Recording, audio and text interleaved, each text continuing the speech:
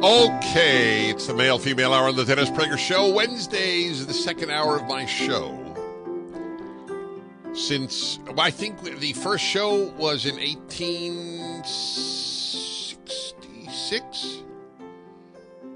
It was right after the Civil War. I know it was after the Civil War. I can't say right after, but it was after the Civil War, the first.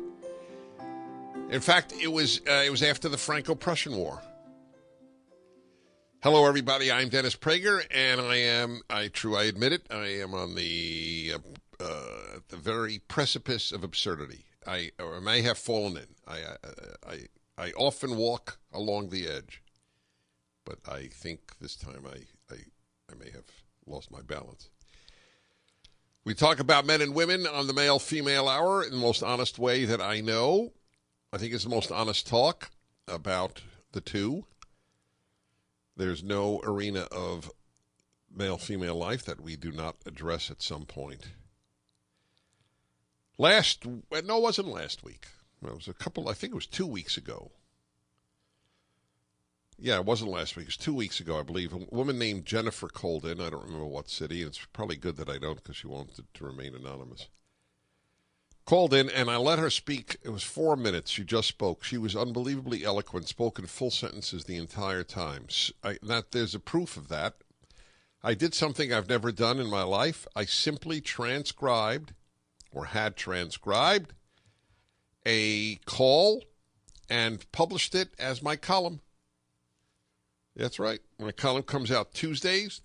The show was Wednesdays. It came out yesterday. You can see it at my website, Town Hall, at National Review, and many other sites. I simply published her letter. And what did I title it? Something, let's see. A message from a career woman to young women. That's what it is.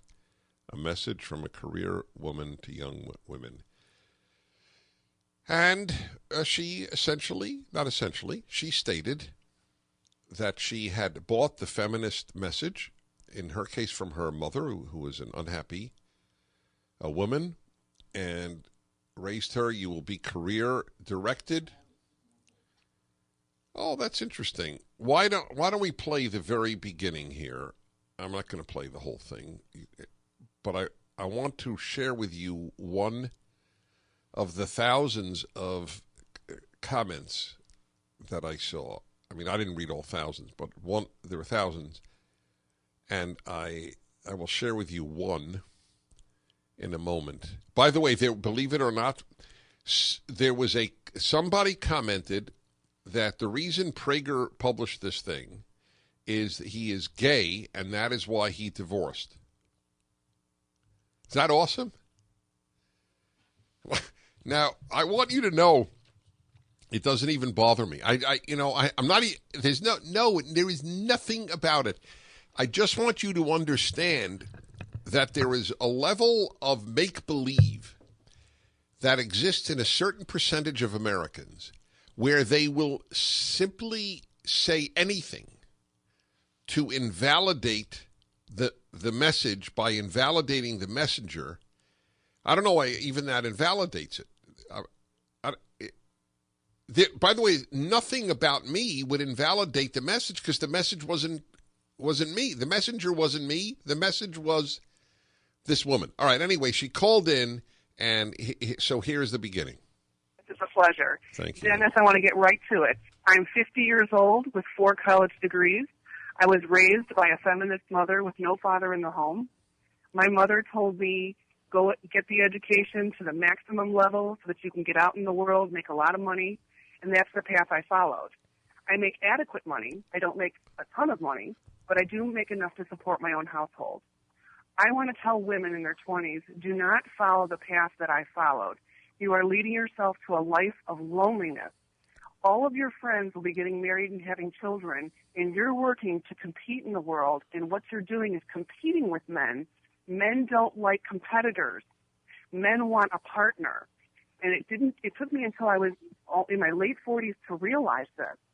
And by the time you have your own household with all your own bills, you can't get off that track because now you've got to make the money to pay your bills. it's hard to find a partner in your late 40s to date because you also start losing self-confidence about, your looks, your body. It's not the same as it was in your 20s. Okay. And, All right, we'll leave it at that. And anyway, so she was very eloquent. As you see, I said nothing. I didn't even go, I just wanted her to be heard, and I wanted to hear her. So it was transcribed, and it was my column yesterday, 5,000 shares just on Town Hall. That's a lot for a column, 5,000 shares. And it struck a nerve. It's fascinating to read comments, and I'm going to read to you a comment. Of all the comments, this is the one I want to read because this is the topic I want to address on today's Male-Female Hour. Subject, Dennis, 3 exclamation points. You're missing one key point on status of marriage. Incidentally, to this woman, her name is Kimberly. I won't give her last name, obviously. This is a comment at DennisPrager.com. This was an email sent to me. This was not a comment on Town Hall. I'm just saying that for purposes of precision. By the way, I do want to give her credit. She spelled your correctly. I would say half the people who write to me, and they're not dummies, spell your incorrectly. They either put an apostrophe where it doesn't belong, or they don't put an apostrophe where it does belong. So, by the way, for the record, apostrophes in words like that are a conjoining of 2 words. So if you're not conjoining 2 words, you don't need an apostrophe. It's with an apostrophe is 2 words. It is. It's without an apostrophe is not conjoining 2 words. Get it? Your, when it's 2 words, is you are. Then you get an apostrophe. All right. Anyway, I have to teach this because it's painful to see such errors in people writing to me. Not just writing to me, writing online. Message, Dennis, exclamation point. The message has 3 exclamation points. Incidentally, I'm not belittling this woman. I'm praising her. This is a very important and interesting email she sent me. You're missing one huge, and just in case I missed the word huge is in caps. Key point about the status of marriage right now. Sure, the left or feminism have changed the woman's approach. So, woman should live with an E, okay. But you cannot forget the role of men and how things have changed. I know so many beautiful, smart, kind, religious women who would love to get married. Men won't or don't ask them out. Men won't approach them in public. Men won't commit. Men no longer buy drinks for women in bars. Men ghost. What's ghost? Do you know? Oh, when you disappear. Oh, it's a good term for a sad thing. Okay. Men don't want to grow up. Men cohabitate and move from one partner to another or just don't commit to any of them. There might be a male tendency to avoid commitment already in place, but men now don't approach, pursue, commit, or inspire women either. Beautiful women are literally getting ignored by men. This is a huge deal. Women are starting to give up because they have tried everything, and men's behavior has drastically changed too. Please just remember there was something happening on the male side too, and then a smiley. Just in case she thought she was offending me, but she's not. That's my subject. Do you agree with her? Men won't or don't ask them out. Men won't approach them in public. Men won't commit. Men no longer buy drinks for women in bars. Men ghost. Men don't want to grow up. Men cohabitate and move from partner to partner. Do you agree with that? Male or female listening? That's the question. There's the male-female hour. The phone number is 1-8-PRAGER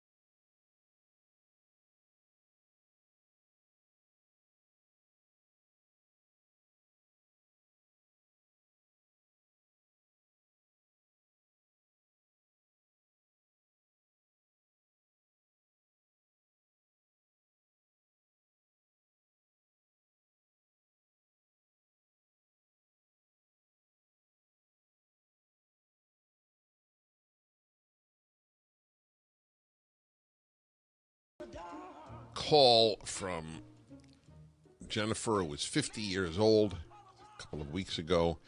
I transcribed her call, made it a column, and it went sort of viral, 5,000 shares just from Town Hall,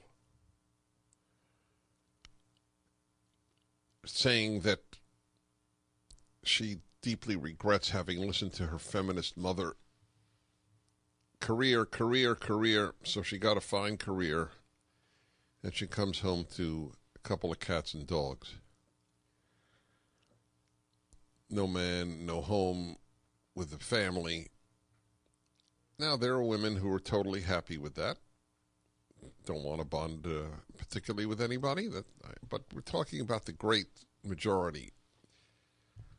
One of the reasons there's so little wisdom in our society is we talk about the small exceptions rather than the great bulk of humanity. So, Kimberly writes to me, Dennis, you're missing one key point. Sure, the left and feminism have changed the woman's approach, but what about men? Men won't ask them out. Men won't approach them in public. Men won't commit. Men no longer buy drinks for women in bars. Men ghost, that is, disappear. Men don't want to grow up. Men cohabitate and move from one partner to another. Agree, disagree, your thoughts? All right, everybody. Let's see. I'm going to try to get your name correctly. In Cleveland, is it Serach? Yes, Serach. Serach. What Yes. ethnicity or language is that? It's Jewish. Well, I'm Jewish, and I know Hebrew fluently, and I never heard that word. Never. Named after Serach, the daughter of Asher, who she was the one who told Jacob that Joseph was still alive. She played her harp. So they say she lived forever. Really? Wow. Yes. Do you know any other Serachs? I actually do. It's a fan club, when it's your name. Yeah. Amazing. But, yes. I got to look that up. Okay, great to hear from you. Go ahead. Thank you. I was just going to say I'm a divorced mom, so second time around, and I have to agree with Kimberly.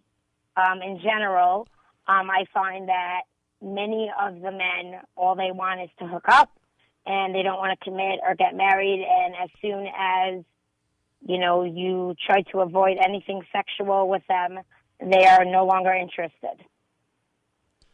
It's an amazing thing. I have a lot of comments on this, so stay with me. First, I just want to say to everybody that the foundations of feminism, like all left-wing ideas, are rooted in lies. This lie was men and women have the same sexual natures. Yet women are telling me, quite correctly, how many men are just interested in hooking up. But if women had the same natures as men, why wouldn't they say, great, let's hook up, your place or mine? So just want you to know the grandiose lie upon which feminism is founded, and all of leftism, that men and women are basically the same. Next. They're not. Exactly. Next. So if you say to a guy, I reserve sexual activity for a committed relationship, what does he say? Bye-bye? Some do. Some aren't interested because I have kids. But overall, yeah, if the conversation, if they try to make it sexual and I try to avoid it, they say, there's an excuse. Oh, I'm not interested because you have kids, or I'm not interested because you're divorced. So I'm straight up right away, very honest, and say, I'm divorced, I have kids, et cetera, et cetera. Oh, no problem. And then, 2-3 days later, they try to make it something sexual, or they ask if I'm interested in hooking up, and as soon as I say no, they're gone. Are you religious? I am. So this is true of religious men as well? It is, but I'm talking about people who have gone usually second time around. So a lot of it is men who have kids or have been divorced, and I guess that there's a predominance in the divorce or world in general, the divorce Orthodox world, that been there, done that. So the boundaries are down, but many are not looking for committed relationships. They're burnt out, etc. And that's all they want. Okay, I'm a little confused, and I own a male nature. What does this mean, burned out? I was divorced. All I thought is, wow, now I want a marriage that works. Not, hey, I'm burned out. I don't relate to that. I don't get that. What does it mean to be burned out? I guess a lot of them want, I find this more with males than females, but a lot of them now are enjoying their single life and they want to go party and do all the things. Okay, all right. So this is even true within Orthodoxy. That's what you're telling me. Yep. Don't get me wrong. I've met a lot of very nice men who want to get married. But you didn't want them. I'm sorry? But you didn't want them, which is not a There were things that didn't work. I'm in a tough situation because I can't relocate and I have 3 kids. So, right. But no, for different factors. But I find that. By the way, just for my audience's knowledge, you're 35 years old. Is that correct? I am. Right. How long have you been divorced or separated? Divorced 4 years. I'm still going through the process. May I ask why is it taking so long? The judicial system, different things. Don't really want to say. That's on fine. The radio. No, that's fine. Do you share custody of the children? We do. Yeah, well, I think that's good. All right, listen. Your call was important. So, is this the norm? I'm totally. I have as you should know by now, and I forgot to say it. I usually say it at the beginning of the male-female hour. I'm not a man fan, and I'm not a woman fan. All right, at all. I'm 100% neutral. I like good people. I don't care what sex they are. And the way things are divided, there are just as many disgusting men as women, and vice versa. So, okay. So I just want to know what's the problem, because there are a lot of these problems.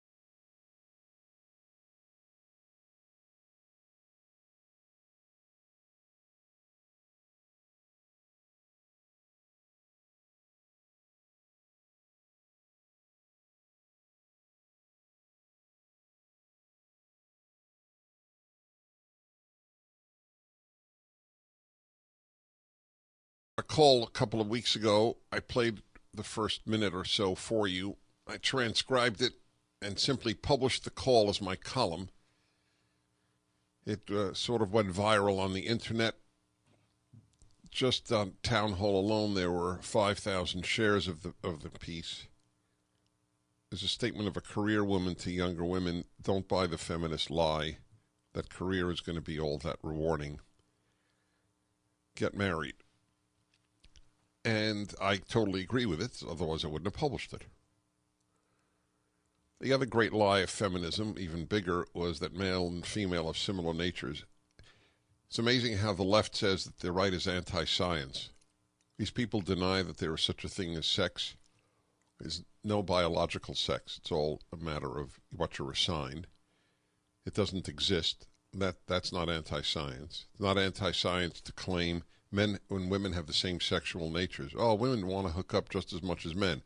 By the way, at 20 years of age in college, with hormones wild and with the message being that hook up, You don't need a commitment, let alone a man, except for a hookup.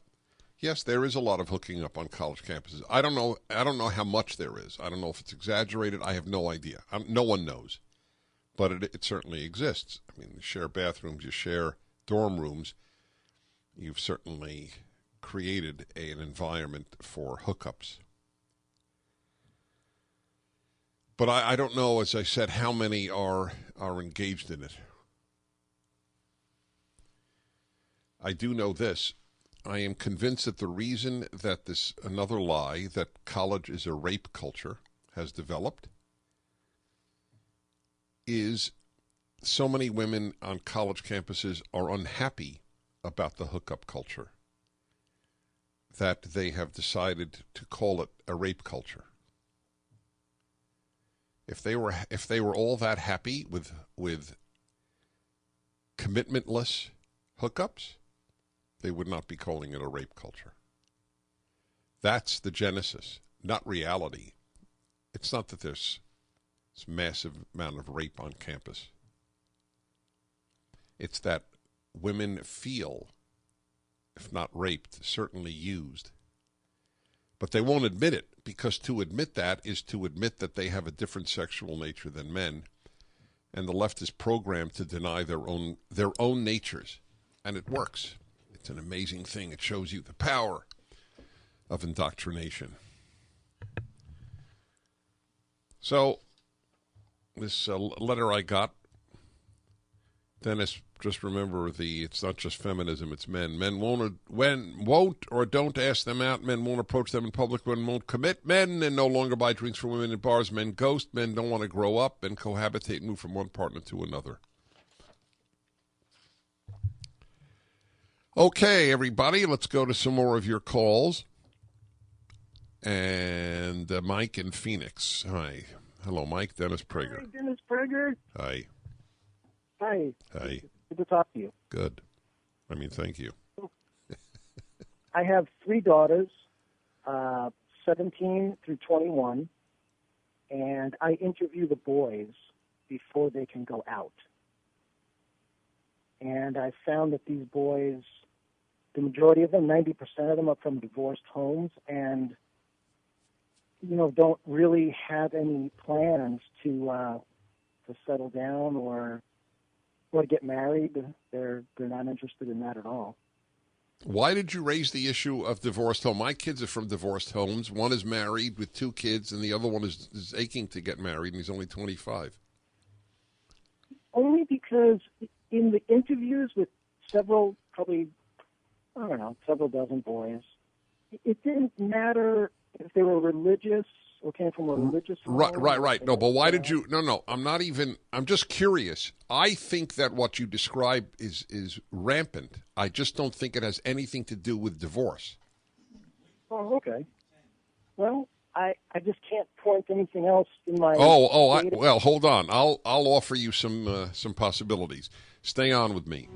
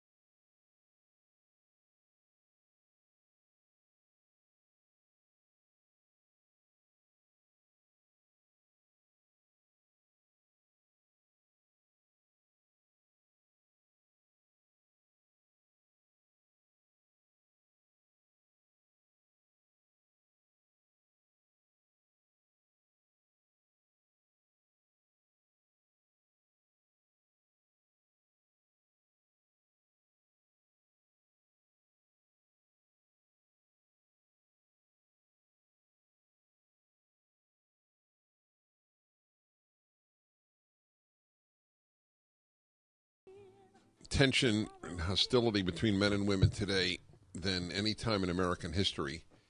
I think it's a direct result of feminism, which began with hostility to men, and it continues. To deny it, look, it's a world of denial on the left in any event. Men and women have basic same sexual natures. I remember hearing that in college and thinking, that was what In fact, that was the subject that made me realize that Columbia was an intellectual wasteland. Then everything became clearer to me. I'm being taught by very bright fools.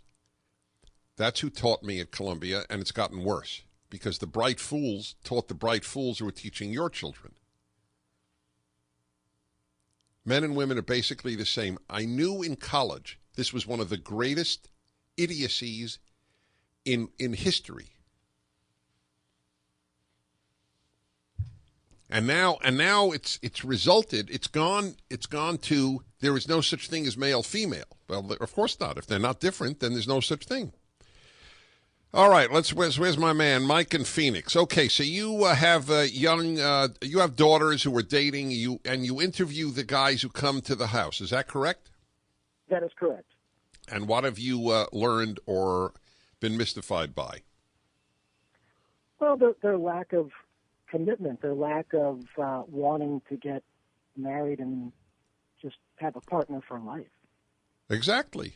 Well, who has inculcated this in them? Nobody. The schools? No. In other words, who has inculcated a desire to marry? See, you're right. You're right, Mike. That is exactly correct.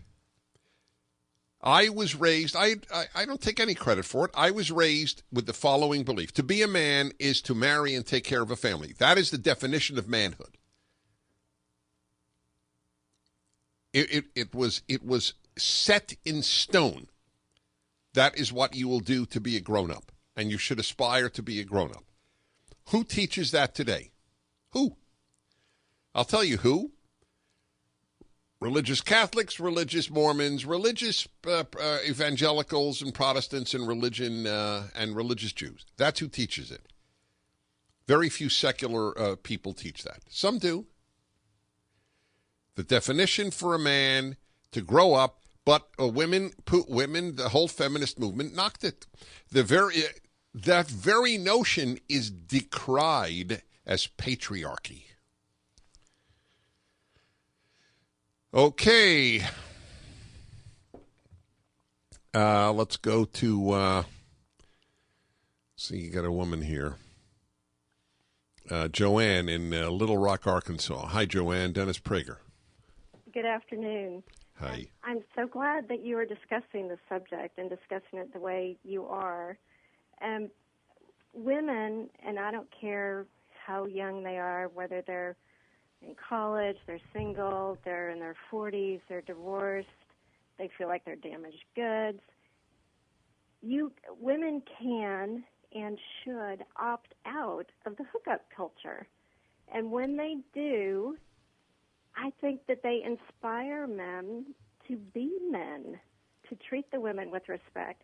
If a woman is treating herself with respect and protecting herself, I think that resonates with men. That's been my experience. I agree with you totally. But this entire hour, let alone our little conversation, would be regarded with utter contempt at any university. They would hear what you are saying and just describe it to primitive religious thought. What the girls, young women, men are doing right now is not working for them. It's not working. Right, so they get angry and then they blame patriarchy. They blame the very thing that they destroyed. Well, I don't know how you go in and change that sort of a global cancerous sort of mindset. But I do know if there is a woman out there who thinks that she has to sleep with a man after the third date or has to hook up with a man, she doesn't have to. That's correct. That is exactly right. And the guy is clearly not interested in you. Right. I mean, I'm saying this as a guy who has the same exact motivations as any other guy, but I don't lie to myself, and I don't want women to lie to themselves or men to lie to themselves. That's exactly right. If after the third date you won't have, you want to have sexual relations with him, and so he says, "Well, I'm sorry, you probably, you're frigid," or whatever line he'll use. Bye-bye, have a great day. I'm sure that other women will buy your line. Okay, that's it's probably difficult to do, but it shouldn't be that difficult. I mean, it's a pretty big deal to say yes to be nice if you don't want to say yes. But, by the way, having said that, I just want to say, and I'm sorry if some will differ who are generally my allies, I don't think one should do nothing. There's a big difference between nothing and intercourse. Okay, so if you're bonding and you won't do anything, then I could see why a man would have some reservations. We'll be back. Male-female hour. How long will I love you? As long as stars are above you. Longer if I can. How long will I need you? As long as the seasons meet to follow their plan. How long will I be with you? As long as the sea is bound to wash. Yes, indeed, everybody. I'm Dennis Prager. This is the final segment of this male-female hour. Got another hour of the show, obviously. Painful arena. What was wrong with the traditional American view that ideally a man and a woman get together, get married, fall in love, get married? Marriage has its issues. All of life has issues, right? All of life. Single has issues, married has issues. So choose which is the better place to have issues. Creating something with another human being that you love with all its tensions. You have no tensions with your parents, you love them. You have no tensions with your kids, you love them. What is it? What are we looking for? A pain-free life? Pain-free life doesn't exist. There's pain-free death. You're in the grave. There's no pain in the grave.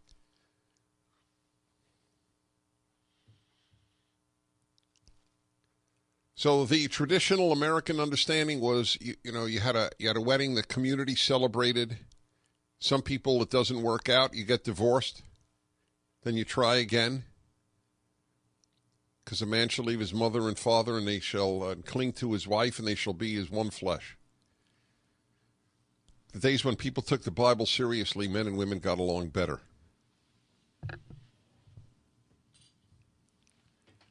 Hookup culture is a brilliant idea, and I'm not even talking morally. I've not even used the word. It's not the issue. Is not for me moral or religious.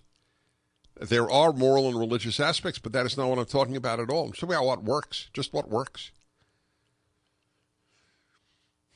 And this subject has not been the hookup culture, but it has been raised, obviously, about because I talked about what feminism did to women, and today I read to you a letter to me about what has happened to men.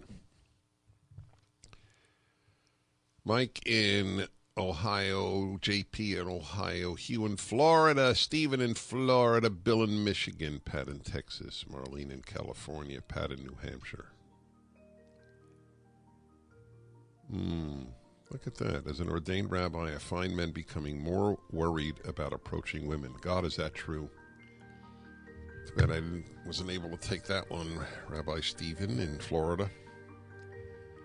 Yeah, of course they are. You could thank the left for that. Human misery is increased exponentially whenever there is influence from left-wing ideas. There is no exception to that rule. I'm Dennis Prager. We continue.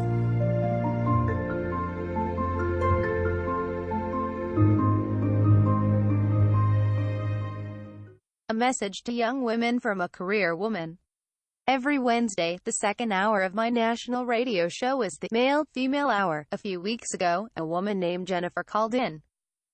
For reasons of space, I have somewhat shortened her comments. Every young woman should read them. This is precisely what she said.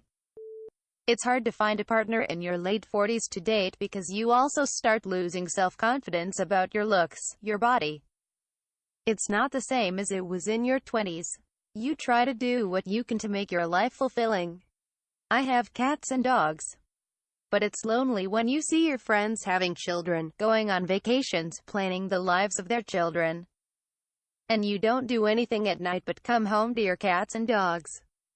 I don't want other women to do what I have done. I asked, was it hard for you to make this call? She responded, it was. I want to be anonymous because I don't want people that I know to really know my true feelings. Because you do act like my career is everything. I love working, but it's a lie on the inside for me. It's unfortunate. I didn't realize this until it's too late. I don't know if it's too late. I would like to find somebody to go on vacation with.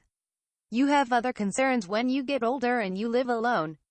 Who's going to take you your medical appointments? If something should happen to you, there's no other income there to help you. These are things you don't understand when you're in your 20s because you don't think you'll ever get old and have health problems.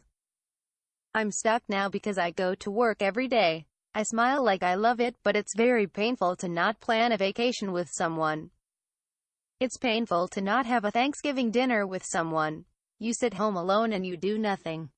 I avoid my friends now that have children because I have nothing in common with them.